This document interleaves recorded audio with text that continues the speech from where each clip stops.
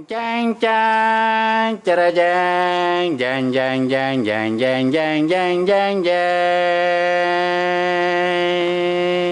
Wow. Itu Nah, Pak. dalam pembangunan MNC Tower itu apa yang menarik kaki? Apa kendala dan apa yang menarik? Yang menarik Pak De. Ya, yang menarik dulu deh. Yang menarik. Ya itu tadi. Yang Kita- gara-gara rencana ulang itu. Yang tadi kita berimajinasi bangunnya kayak wah. Gitar saya pikir Spanyol. kan, gimana bikinnya ini strukturnya gitu kan. Ah, Nah, kita udah kerjasama tuh nanti fasadnya orang dari subkonnya dari Cina gitu kan. Buat saya tuh udah survei-survei ke Hong Kong sana tuh ngelihat fasadnya itu seperti apa tampilan kulit luarnya itu ya. iya, iya. Ya ternyata ganti ini jadi kotak sabun ya Pak Den. Ya tapi enggak lah itu Enggak lah, bagus lah di enggak. sini. Bagus kok, pernah lihat. Cuman enggak Ah, sesuai dengan selera saya gitu Iya, Pak Den. yang tadinya gitar Spanyol jadi mungkin imajinasinya berubah jadi gitar cukulele. Gitu. Nanti marah Pak Oh, Hyatt Hotel. enggak. Itu kan Pak Hyatt Hotel di atas. Enggak. Nah, itu yang paling tinggi sih. Tadi kan bicara paling tinggi ya. Nah, suka duka waktu ngerjain itu? Mungkin ada sukanya, ada dukanya. Kita suka dulu apa duka dulu nih Pak De? Terserah, udah deh. Ah, Kalau sukanya Pak De, itu kan daerahnya, ini serius apa bercanda nih Pak De? serius, serius ini bercanda boleh, kita ngobrol-ngobrol biasa aja. Sukanya ya, kalau sukanya kan, ya, yang serius aja lah ya Pak De. Ya, yang serius aja lah. Ah, biar sahabat Pade juga Ya, tahu dan sukanya- mengerti bagaimana itu. Ya banyak ilmu baru lah di situ kan. Iya. Nah, kita juga kan kerja dengan kebetulan perencananya banyak dari luar juga gitu. Jadi banyak teknologi-teknologi terapan yang kita dapat lah waktu Iya. waktu saat itu. Ya, intinya belum kita pernah tahu jadi tahu. Tahu gitu. Ya. Kalau pelaksanaan ya biasa-biasa sama aja sih Sama kalau aja saya mungkin ya kalau kita orang bangunan lah. Sama aja sih ya. Kalau sukanya itu, kalau dukanya ya Terus? ya banyak kendala juga namanya di kota kan. Mhm. Aksesnya sempit ya kita. Saya sempat jadi malam terus karena kan banyak bangunan gali tanah, basementnya kebetulan 6 basement di situ kan. Wah, malam-malam harus melaksanakan pekerjaan berat-berat seperti itu kan. Urusan dengan masyarakat sekitar, Ya, oh, masalah ini. berisiknya, ya Iya, iya. kita kadang-kadang ya memang kita merasakan oh orang lagi tidur kita berisik. Ya, Ya, tapi mau nggak mau ya kita ya, harus bangun kan. pekerjaan, ya. Akhirnya kita discuss lah. Ya, kita bagaimana rundingan. caranya mendekatkan diri. Iya betul. sekeliling. Mungkin kompensasi Iya. atau pengaturan teknis lah. Adalah Mungkin cara-caranya, yang berisik-berisik kita batasin sampai jam seberapa. Nanti yang banyak berisiknya kegiatannya banyak siang gitu. Ntar kalau yang pekerjaan yang nggak terlalu berisik ya boleh malam gitu. Ya, itu Ya, dukanya ibu, lah. sahabat Pak De, ibu-ibu yang ada pembangunan gedung dekat-dekat kampung dia, ini bukan unsur kesengajaan kalau mereka berisik atau bagaimana. Ini tuntutan pekerjaan. Jangan Nanti kalau udah emosi. jadi kan juga buat kita bersama. Ya, jangan emosi, jangan demo-demo, Gitu. dinegosiasi aja, dibicarakan. Insya Allah ada solusinya, Bu. Betul, Pak. Ya mudah-mudahan Ingat juga. ya? Ya benar. Iya, bisa diatur lah. Maunya gimana, mau Ya makasih pisah. nih Pak De udah disampaikan juga Iya, ini kan isi hati begitu kita dah. sebagai orang Iya, proyek. harus begitu. Ini kan channel bagaimana kita membuat antara kedua belah pihak tuh saling tahu dan saling mengerti gitu dah. Nah, Kaki, Gitu. pernah nggak kalau misal pas lagi bangun terus dibawain golok, entah berurusan dengan masyarakat? Wah, bukan pernah lagi sering. Nah, Itu gimana itu? bagaimana cara mengatasinya? Ya ada yang kita bisa selesaikan secara kita sih mengutamakan mendahulukan cara Musyawarah. dulu. Persuasif dulu. Iya, kita kan orang Indonesia ini pada sabar-sabar sebenarnya nih. Ya, Tapi tidak. kan namanya orang juga kadang-kadang kan ada yang ya mungkin bukan preman lah ya. Langsung mengedepankan emosi Ya ya. mengkedepankan emosi lah bahasa Iya, bahasa kerennya ya. Pak iya, Dea. iya. Tapi di balik itu ternyata dia baik juga. iya baik. Ada juga yang secara apa namanya kita bekerja sama dengan aparat. Ya. Keamanan. Tapi tetap mengutamakan komunikasi lah. Iya. Balik lagi kepada bermusyawarah. Gimana Kita kan caranya? orang Indonesia gitu Pak De, ya. Oh, iya. Musyawarah untuk mufakat, tujuan bersama saling menguntungkan. Iya, Kalau nah. ada proyek kan di tempat kita kan semuanya hidup Pak De. Ya, semua hidup, Warung warungnya hidup, ya kan? kan bahan-bahan lokal di sana bisa dipakai. Iya. Tenaga juga mungkin bisa diserap. Gitu. Iya, mungkin anak-anak yang menganggur, ya udah lu bantu sini, angkat-angkat, tapi gajinya Paling tidak segini jadi mau enggak? security kan, jadi kenek gitu kan. Iya. Bisa. Asal dia mau kerja ya kita Monggo, kita silakan. prioritaskan lah. Gitu. Iya. Gitu, Pak De. Biasa sih dulu kalau kayak di daerah tuh biasa aturan juga udah ada. 30% itu harus ada kandungan lokalnya gitu. Oh gitu ya. Tenaga kerja maupun material. Gitu. Jadi intinya sih yaitu aja, balik lagi siapa yang menjalankan bisa bermusyawarah dengan masyarakat sekelilingnya, semua bisa diatur sih. Betul. Karena di daerah kita ini istilahnya mau bangun gedung nggak ada lagi tempat yang istilahnya bangun gedung di sini terus nggak ada perkampungan, nggak ada lagi. Iya, kalau di kota ya Pak De. Ya. Di desa pun begitu. Ya, kalau di desa kadang-kadang ya macam beda lagi biasa permasalahannya Pak De. Nah kalau di desa misalnya nih di luar daerah nih udah nih ada proyek, kendalanya apa tuh kalau di desa kan beda di kota? Kendalanya ya semuanya harus kita siapin dari kita bawa ke sana. Nah, apa aja tuh? Ya mulai genset untuk lampunya, powernya, penerangannya. Oh, Terus peralatannya. kadang-kadang aksesnya gitu. Terus bawa materialnya kan harus kita siapkan juga nih armadanya seperti apa. Kadang jadi biayanya jadi besar gitu. Gitu. Untuk akses ke sana, terus mobilisasi tenaga kerjanya, yang tenaga ahlinya kan jadi butuh dana dan waktu yang lebih gitu. Nah, untuk Kadang-kadang ya apalagi kalau ada lagi kadang-kadang kita proyek ya memang di hutan itu ya. Musuh kita kadang-kadang ya binatang buas gitu. oh gitu. Saya aja pernah di uber-uber lebah Pak De. Nah emang pernah dapat proyek di tengah hutan gitu dah? Kenapa De? Proyek apa itu? Tolong Ya. diceritakan tuh. Saya dulu pernah bikin namanya plantation ya. Bikin Apa itu? jadi perkebunan lah, pembibitan. Oh Di iya. daerah Kepulauan Riau sana lah. Jadi bikin buka lahan, hutannya dibuka dari mulai bukit sampai ke laut. Oh, berarti udah ini bukan cuma bangun gedung atau jembatan enggak, aja Pak De. nih. Kita kan juga kayak land development namanya ya. Iya. Pekerjaan yang kayak bikin jalan apa itu kan kawasan itu. Terus Nah, tadi ngerjain tuh. juga. Terus tadi Nah, tuh. itu saya kan harus buka lahan dulu. Pohon. Itu kita bawanya mesin senso. Kalau pohon di atas 50 diameternya, kita senso dulu, potong baru bawa. Kalau yang kecil-kecil ya di swing aja pakai beko selesai kan. Oh gitu. Nanti ada dozernya di belakang, kita bikin jalan dulu, buka akses. Begitu saya buka akses, tebang pohon taunya ada lebah Pak De. Udah dihajar itu kita sama lebah kan.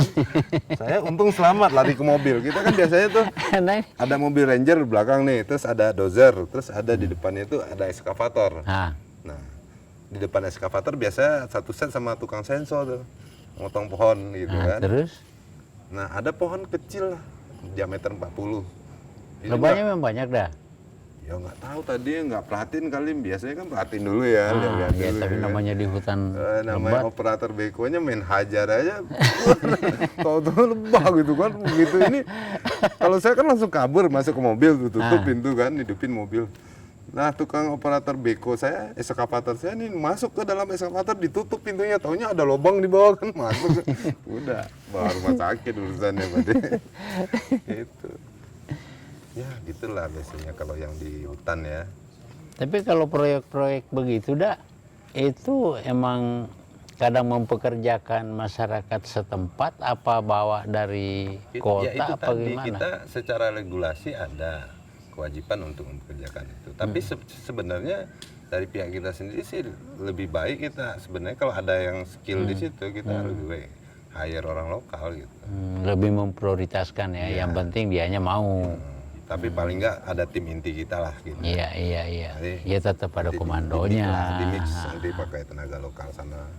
Ya dimanapun selalu ada orang lokal yang kita pakai. Gitu ya. Ada. Nah ini di luar konteks nih Dae. Iya.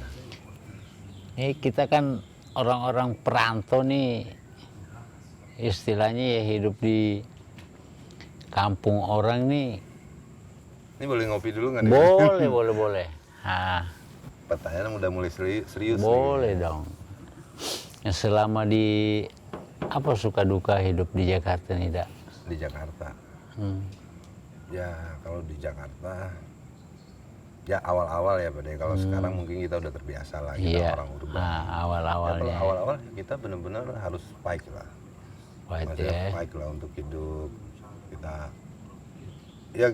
bicaranya ya sandang pangan papan gitu kan. Iya, ya. Ya, kita nggak bawa apa-apa ke sini kan. Kalau orang enak ada rumah orang tua, kalau kita kan harus Iya, dari emang ngontrak mikirin harus punya rumah, dari jalan kaki umum mikirin supaya ada kendaraan, Iya, mikirin besok makan apa gitu kan. Akhirnya di situ timbullah kita berjuang harus berjuang. begitu. Nah, sahabat Pade kalau mau ke Jakarta tuh harus mempersiapkan mental, skill. Bukan ngelihat bagaimana indahnya Jakarta, ramainya Jakarta, tiba-tiba pikir enak nih Dae. Nah, tapi nggak seenak yang kita tapi selama bayangkan. kita ada niat baik, bekerja keras, Insya Allah deh. insya Allah Nah, ada jalan. jalannya ya. Nih Bang Mon, apalagi nih tanya apa lagi nih? Ini durasi udah berapa jam nih Pak De? Nah, pokoknya kita ngobrol aja sampai pagi nih. Pagi. Haki ini kan kita hadirkan untuk penyegaran kepada masyarakat betapa pentingnya jasa haki ini. Waduh. Iya kan? Nah, Iya. jadi sahabat Pade, saudara Pade, nanti kalau ada yang mau bangun rumah, buka lahan, apa segala macam, nanti kita cantumkan nomor Bang Haki. Udah Haki ini di Iya, boleh lah konsultasi. channel ya. Konsultasi boleh. Konsultasi free Pak De. Nah, konsultasi free, membangunnya bayar. Iya. ya kalau nggak bayar apa? Kita di Jakarta ini perantau dah ya. Iya. Iya. Ya buat beli semennya, buat bayar orang tukangnya Pak De. Tapi semua bisa dinegosiasikan. Gitu. Ya, Nah Haki, apa cita-cita yang pernah belum tercapai? Mungkin ada rencana membangun gedung di dalam air atau apa? Ada nggak cita-cita yang luar biasa yang belum kesampaian? cita-cita yang belum kesampaian. Membangun tapi Pengen. bangunan yang Kan kita pasti setiap pekerjaan tuh pasti punya impian. Kalau Ya. dia punya, gue akan bikin begini. saya sih cita-cita saya sih sederhana aja Pak De. Udah. Ya kalau masalah proyeknya pekerjaannya kadang-kadang yang memang ada yang menantang, ada yang ya proyeknya yang wah gitu kan, ada yang kecil.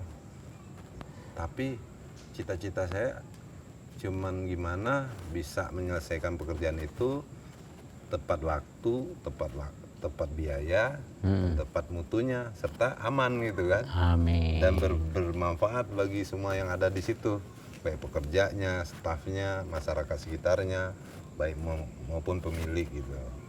Cita-cita itu aja sih. Doa saya setiap mulai pekerjaan itu aja. Ya. Ya mudah-mudahan channel Pak D ini apa namanya nih? Tar dulu. Haki, tadi soal safety udah dibahas belum? Belum tuh. Nah, Nah, Haki, seperti itu apa dulu safety tuh. di pembangunan gedung itu? Bisa diceritain nggak? Memang yang paling berisiko emang sih high risk ya. High risk itu artinya bangunan tingkat tinggi lah. Resiko tinggi. Gedung tinggi. Gedung tinggi. Gedung Ya, tinggi. biasanya kategorinya kalau dalam peraturan itu di atas 8 lantai ke atas itu high risk. Udah iris tuh, 8 lantai ke atas. Itu udah ya harus ada. Oh itu udah profesor lah yang perencanaannya itu secara ini ya, secara strukturnya biar bangunan itu aman, Iya, tidak roboh secara strukturnya ya. Nah di high risk ini, namanya high risk ya memang resikonya besar. Karena apa? Pertama di ketinggian, ya kan?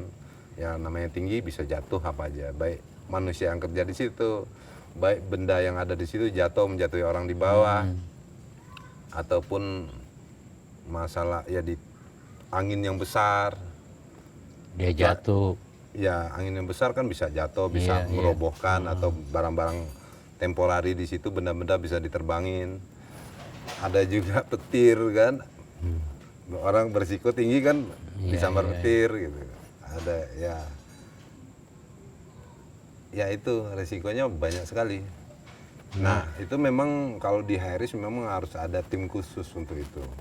Yang menjaga karyawan-karyawan yang ini yang mengawasi lah. mengawasi dan punya planning lah untuk sebelum bekerja itu apa gitu. Tapi memang artinya tim tapi semuanya memang harus udah bekerja dengan safety ya, harus bekerja dengan safety ya. Tapi tim safety inilah yang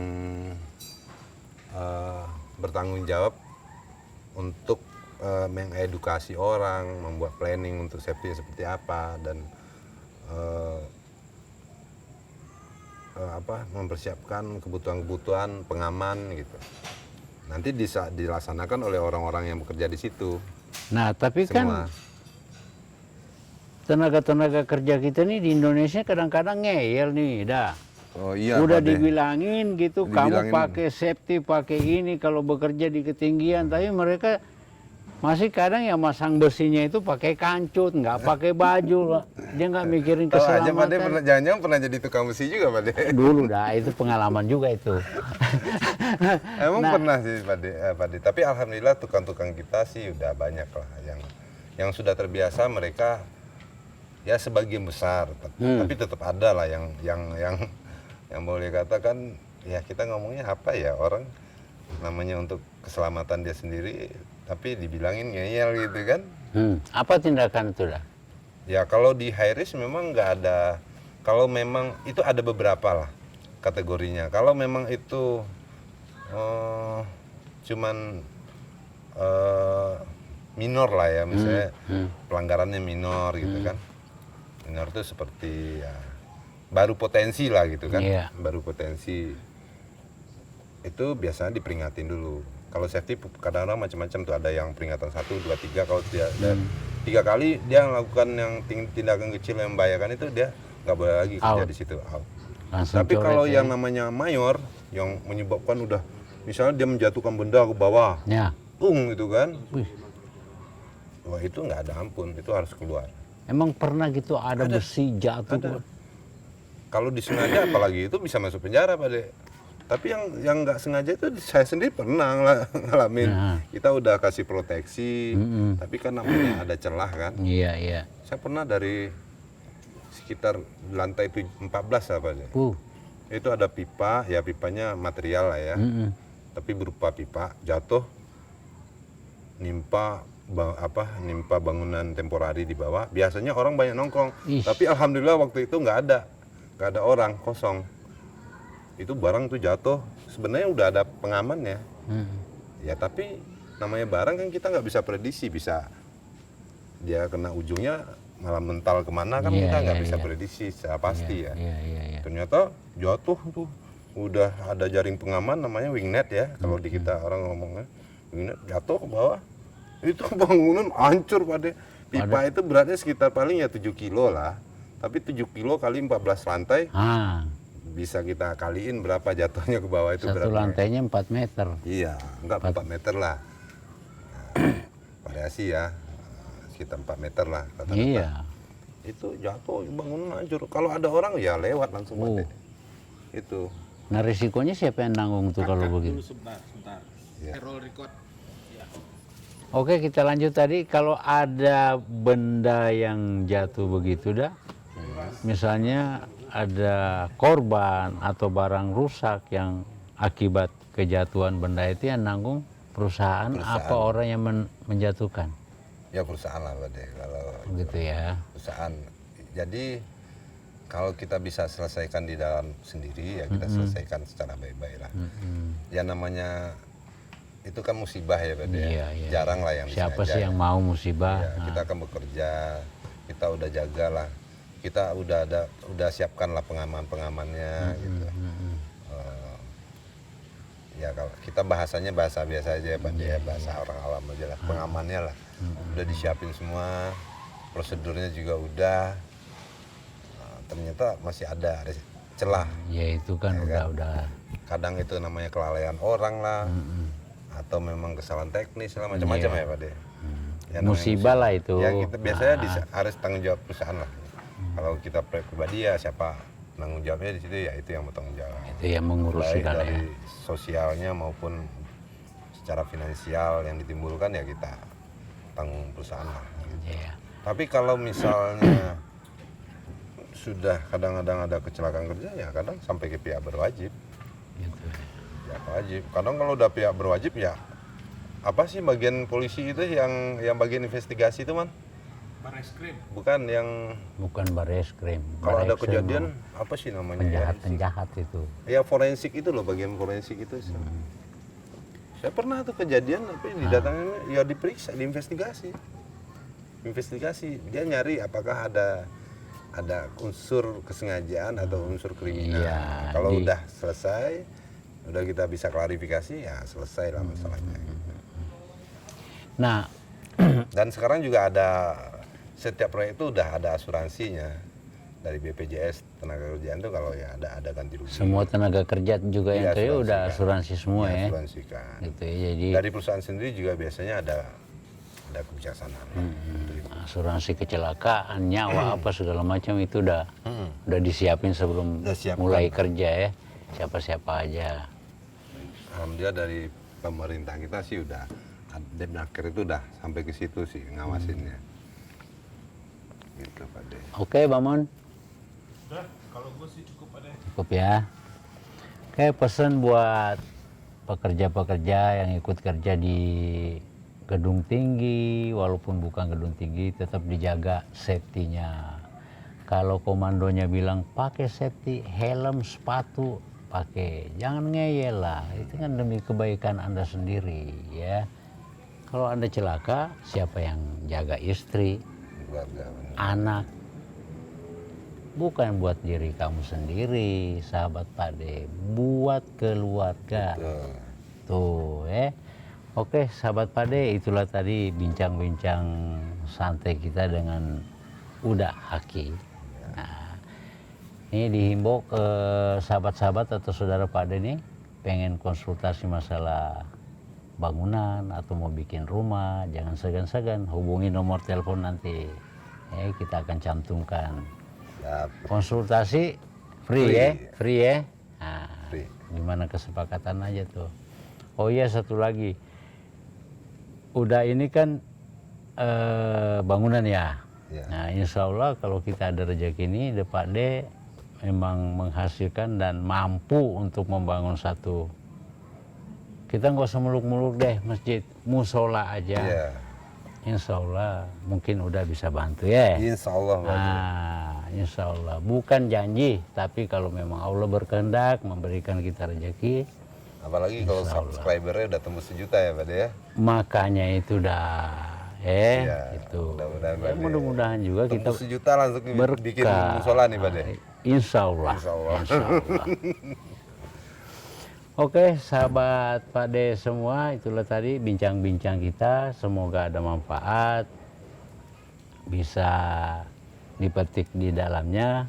Kita akhiri, tapi sebelum akhiri jangan lupa sahabat-sahabat saudara Pak D, like, share, and subscribe. Sebab insya Allah subscribe Anda membantu kami, karena sebagian daripada pendapatan channel kami ini nantinya kami akan sumbangkan ke yatim piatu, sedekahkan ke panti jompo, dan insya Allah semoga bisa lebih membantu saudara-saudara kita yang kurang mampu. Amin. Di akhir kata, assalamualaikum warahmatullahi wabarakatuh. Satu lagi Pak De. Nah, Semua orang proyek yang nonton video ini jangan lupa like, subscribe, subscribe, share. share, dan like ya. Ah, Oke. makasih. Jang jang, cara jang, jang jang jang jang jang jang jang jang jang. Wow.